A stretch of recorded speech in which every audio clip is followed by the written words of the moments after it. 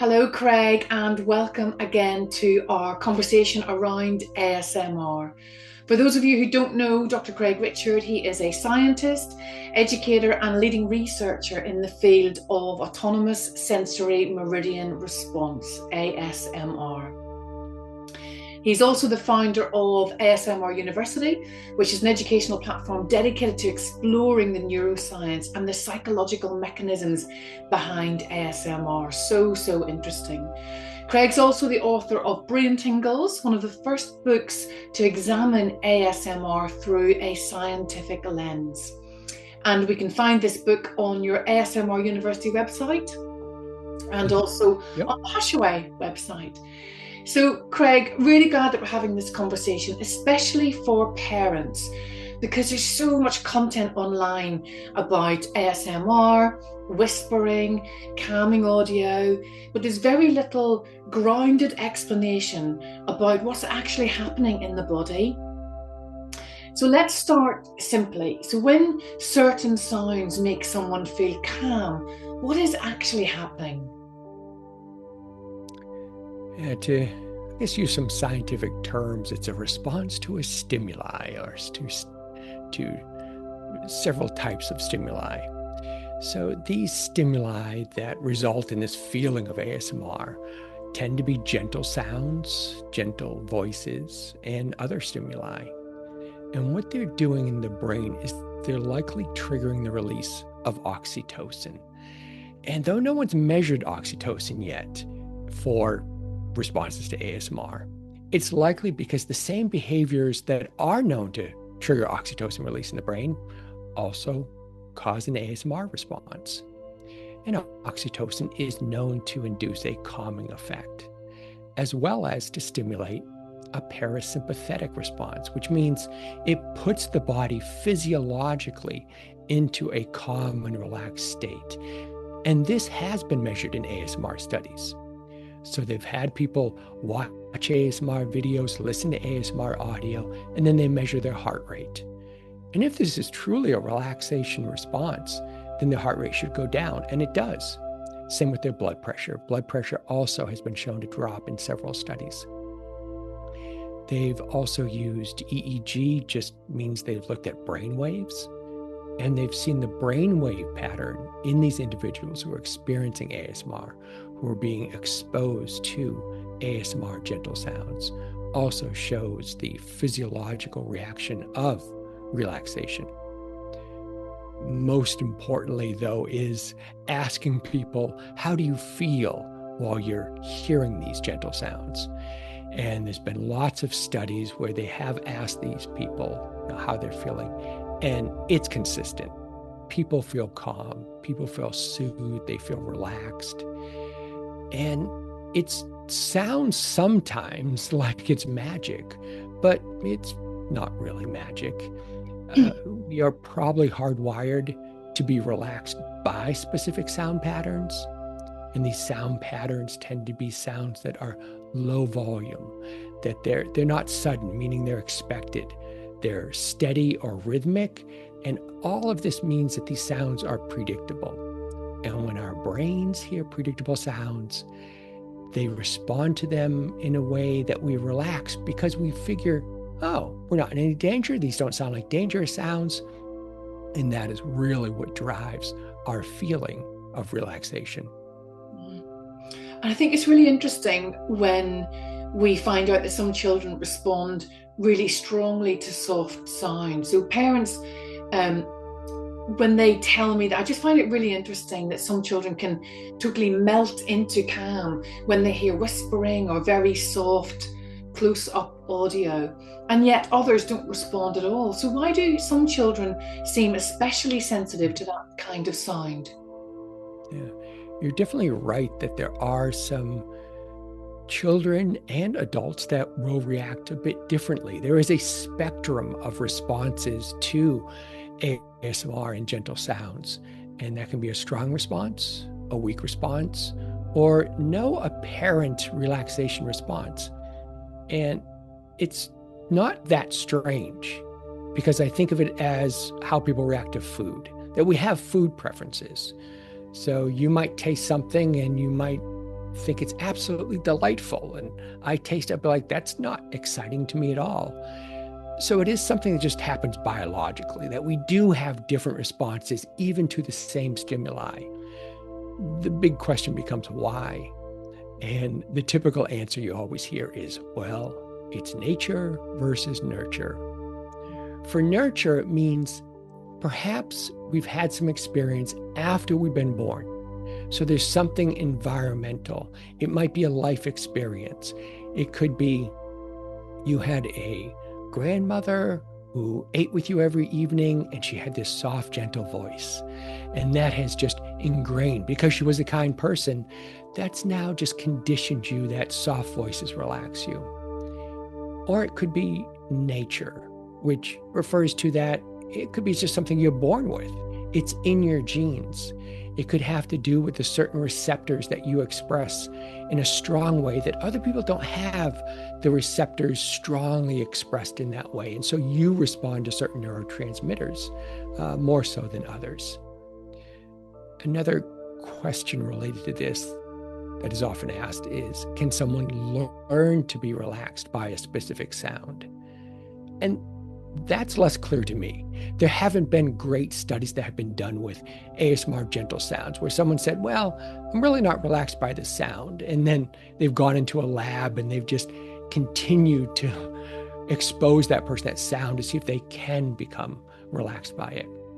What we do know related to that question is expectancy, which means if an individual has a negative expectation of an ASMR sound or a relaxing sound, they are less likely to be relaxed by it, and vice versa. And this can be important if you're sharing a new kind of ASMR soundscape with a child. It's important to give them positive expectancy. So to say, this should relax you. You may enjoy this. Let's give this a try. And then the other question is, can someone discover effective sounds? If you hear one soundscape, if you hear one type of ASMR trigger sound and you don't enjoy it, it doesn't relax you, it doesn't mean that that's true for all ASMR sounds or all relaxation sounds. So it's important to sample until you find that kind of trigger for you or for your child. So the best way to go at this is like it's a food buffet. There may be some food items that you don't enjoy, but you have to keep sampling to find those ones that work best for you or that may work best for your child. And I think this is where parents can sometimes worry. So is it just preference or is it something that is physiological? So can you explain the difference between liking a sound and the body actually responding to it? Yeah. I think I would kind of view these as in four different ways. There's a neurological response, there's an emotional response, there's a physiological response, and there's a physical response. The neurological response just refers to the sensory input, that your brain is going to perceive these sounds and your brain is going to release neurotransmitters. That will lead to the emotional response, which for gentle sounds tends to be that you feel calm, you feel soothed, you feel relaxed. And then that's confirmed through your physiological response. That studies do show there's a reduction in heart rate and there's a reduction in blood pressure. And then there's a bonus that some people get, and this is part of the physical response. It's called the brain tingles.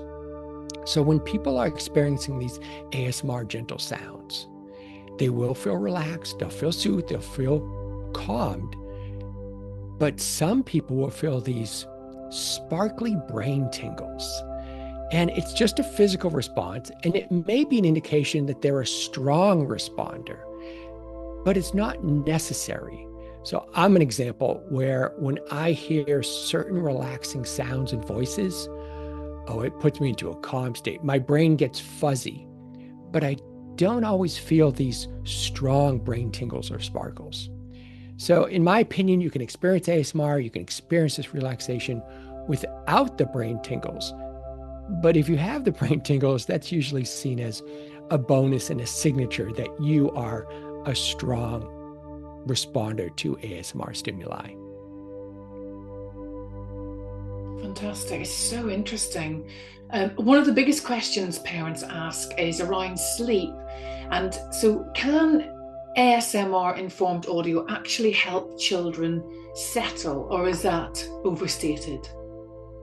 No, it's very confirmed, and it's a good understanding. ASMR audio, gentle sounds, they're known to stimulate relaxation. Relaxation is the step before sleep. So anything that helps you to relax has that clear ability and likelihood to help you fall asleep. And there's a lot of support and evidence for this. Some general support is read the comments on any ASMR video. And this is what kind of inspired me to create my own kind of ASMR gentle sound podcasts where they're just audio only, because people were commenting on these ASMR videos so much about how relaxing and calming and helpful to falling asleep each night. And they would say they would turn on the videos, but they wouldn't watch them. They would just listen to them. And many people report that they can't fall asleep unless they use these gentle sounds in the background. We also did a survey. I was part of a research team, and we collected data from over 20,000 individuals who experience ASMR. And we asked them, how does ASMR help you? Like, why are you utilizing ASMR videos and audio? 90% of the individuals said it helps them to feel more relaxed, and 75% reported that it helps them to fall asleep. Now, having trouble falling asleep for the average person is different from insomnia. Insomnia is an extreme inability to fall asleep. But within our survey, we also looked into that. And so for those individuals who were diagnosed with the clinical condition of insomnia, about 50% did say that ASMR was helpful to their condition. There was also a study published just a couple of years ago in one of the top tier science journals called Nature. And they did really well-crafted research studies with individuals diagnosed and confirmed to have anxiety and insomnia. And they also showed that ASMR was helpful for reducing their anxiety and insomnia. Overall, it's not a cure. If you have insomnia, if you have anxiety, if your children have difficulty falling asleep, or with having high stress, it can help them with their symptoms. It can help them manage those conditions, but it won't be a cure. So it's still important to always see a health professional. There might be some underlying cause that could be fixed by a health professional. Overall, I think it's important to try gentle sounds and to incorporate those with a lot of other common sense aspects of a healthy sleep routine. And that's your best chance of kind of improving sleep for yourself or for your children. And at HushAway, we are very careful about how we position this. So we don't position sound as a solution or a cure. We use slow-paced soundscapes, child-centered stories, soft affirmations, and predictable phrases like hush and soft, calm. The intention is safety and containment, not stimulation. So from your perspective, Craig, what makes audio calming rather than activating? Mm-hmm. Yeah, you're right about that, because sound can put you in a relaxed state or a calm state or a fearful, agitated state. It all depends upon the patterns and the types of sounds. For sounds that might alarm you or frighten you, you can visualize these yourselves and come up with these descriptors, but it's going to be high volume. It's going to be a sudden noise, like a bang. If someone suddenly slams on a table, you weren't expecting it, you're going to have an alert response, an alarm response. If those sounds are frenetic, if they're unpredictable, these are the type of patterns and sounds that our brains perceive as being dangerous, as being threatening. Because They suddenly just appeared. They suddenly started. They're loud. They're close.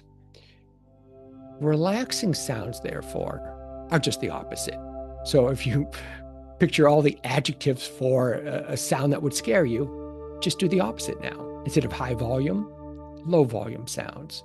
Instead of unexpected sounds, you want those sounds to be expected. So when you're designing someone, you don't want it to suddenly start with a loud start, and you don't want it to start unexpectedly. So you let the listener know the sound is about to start. And then the sound should also be steady or even rhythmic. So either one of those gives that sound that predictability, where the brain is like, okay, I know what I just heard. It is steady, or it has this certain rhythmic, predictable pattern to it. I don't feel threatened. And so we call these overall gentle sounds because they aren't threatening. They are almost, if you want to think of them as physically gentle, they're gentle to us. And our brains will relax when we hear those because it's our body's way of telling us, you don't need to run away because these sounds are not threatening you. So just relax. And if a parent is curious about whether their child responds well to gentle sound, what's a safe, responsible way to observe that? I would say it's similar to if you were giving a young child a new food, where you're watching for their reaction, you're watching for their taste reaction. It's going to be somewhat similar, where you might see signs of stress. And these are somewhat obvious, and most parents know to look for this as long as they're aware and they're focused on looking for it. So things like facial wincing, squirming, restlessness. What is the response they're having to this audio? And then you're looking for also then the opposite. So signs of relaxation. And this can be a little more subtle because you don't want to confuse it with signs of boredom. If someone's just sitting there, they might be bored. But if they're getting relaxed, then what might be happening also is their breathing is starting to slow down. So as a parent, you can watch them and count their breaths per minute to see if that's decreasing into a relaxed state over time. So average is about 12 breaths per minute. So you kind of observe them when they're in a stress state. You observe them in just an average state, and then have them listen to what you think might be relaxing audio and check to see if their breath count is lowering a little bit. And if you have the capacity to check their heart rate, then you can also just check their heart rate to see if that's going down. The other thing you can watch out for, and this would be an obvious one, is signs of desire. Do they ask for it? Do they ask for the audio, a specific audio, or just any of the audio programs? And then how do they react when you offer it? So if they're not asking for it, what about when you say, would you like to listen to whatever the option is? How do they react? They might not have thought of it themselves, but a very positive reaction means it's something that they perceive as helpful. The other thing to look for might be signs of preference. And so this is getting to my experimental brain that, probably all parents won't think this way. I'll be like, I know they like this plush toy. Maybe what I'll do is I'll give them a choice.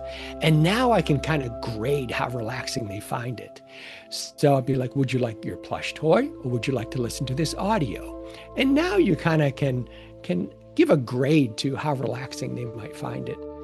And then the other thing you might watch for is signs of timing, which means you might suggest something and they say no. But no is just for now. Don't think it means no forever.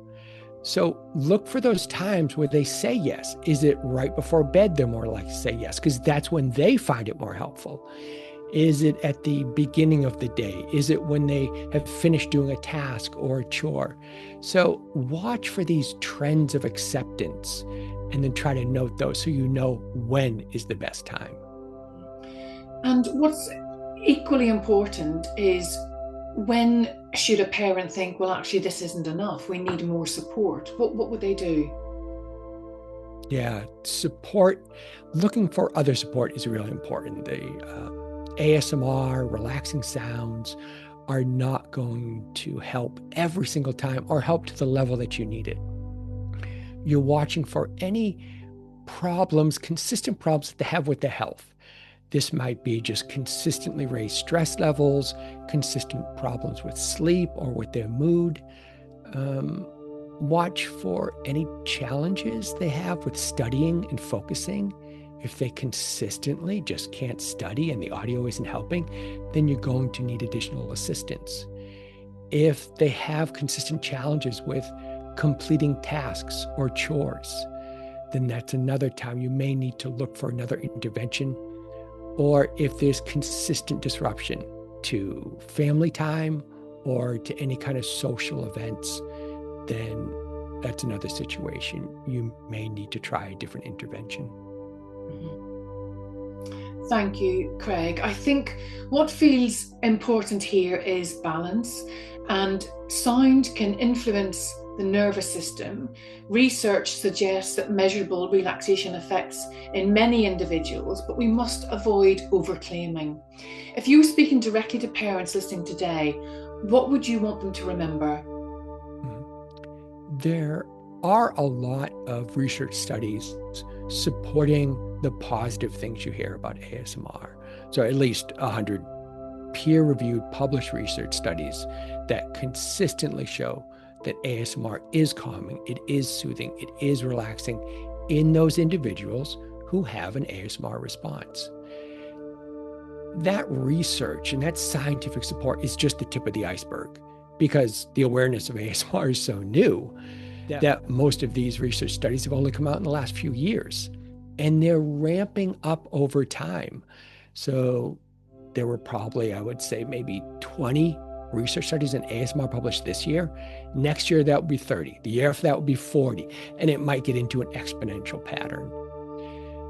Another thing that's important is that not every sound or voice has the same effect on everyone. So there is no single ideal sound. No one should recommend to you is like, oh, if you watch this one video, if you listen to this one soundscape, then that is going to be effective for your child in every situation. No, it's kind of like a food buffet. There's sounds that are going to work for them, and even those sounds will have ideal timing that will be important. Having calming or relaxing audio is just one piece of the puzzle. There's important to have a kind of a holistic support system that includes everyone around them and everything around them, so everything in their environment. So always be looking at the big picture of what is their entire experience and how can that be optimized, changed, or modified to help them to find a better relaxed state. Craig, thank you for bringing your insights and your experience to this conversation today. And we look forward to future explorations around the fascinating world of ASMR with you. And just a final note for parents who are listening, you don't need to understand neuroscience to notice what happens within your child's body, mind, and what helps them feel safe. So just observe, go gently, avoid extremes, and trust really small shifts in their mindset, their behavior, their attitude. And remember that sound isn't the whole toolkit, but when it's used carefully, it can be one piece of a wider regulation environment. Thank you.